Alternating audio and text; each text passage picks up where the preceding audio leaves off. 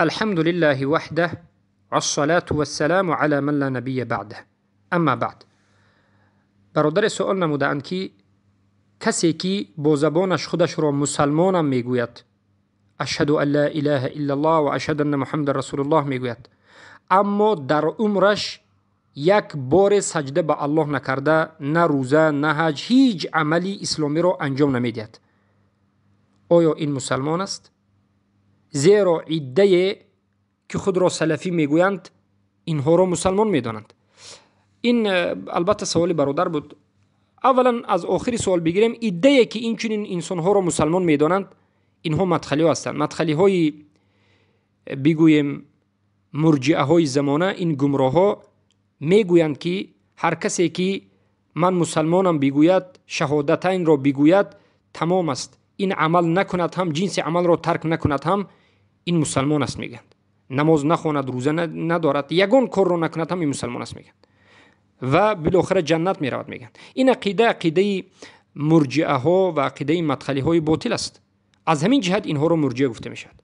بلکه جواب سوال شما این است که هر کسی که با زبانش خود را مسلمان بگوید، شهادتین را بگوید و اما شرط های صحتی این لا اله الا الله محمد رسول الله را بجا نآورد، شرط های صحت که 7 است: علم، یقین، صدق، محبت، اخلاص، قبول، انقیاد، عمل. انقیاد که این عمل است، پایبند بودن را بجا نآورد و کفر بالطاغوت و بگویم از جای دیگر نفی و اثبات را، رکن های لا اله الا الله را بجا نآورد، گفتن شهادتین به او هیچ فایده نمیدهد. اگر عمل را ترک کند، جنس عمل را ترک کند، یعنی عمل را به پرگی ترک کند، نماز نخواند، زکات ندهد، یگان عمل خیری را از اینها انجام ندهد، این کافر است. زیرا که اجماع سلف این امت صحابگان همین است که کسی که نماز را ترک میکند کافر است، کسی که بی نماز است کافر است، شهادتین به او فایده ندارد.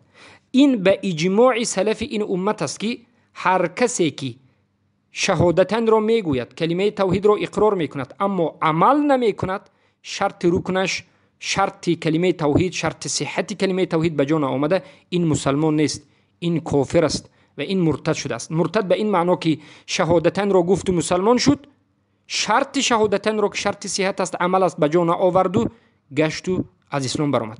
از همین جهت علما اجماع میکنند که این مسلمان نیست، کافر است. البته مذهب جهمی ها، جهم ابن صفوان و معتزله ها و اشعری ها و ماتریدی ها و مدخلی ها این است که میگویند این مسلمان است. و البته این مذهب باطل ها، این عقیده های باطل مخالف عقیده اهل سنت و الجماعت است. بلکه هر کسی که خود را مسلمان بگوید باید عمل بکند. اگر عمل نکرد ایمانش صحیح نیست. احمد ابن حنبل رحمه الله میگند ایمان و عمل هر دو به هم دیگر به وجود میآیند، یکیش به دیگرش به وجود نمیاد.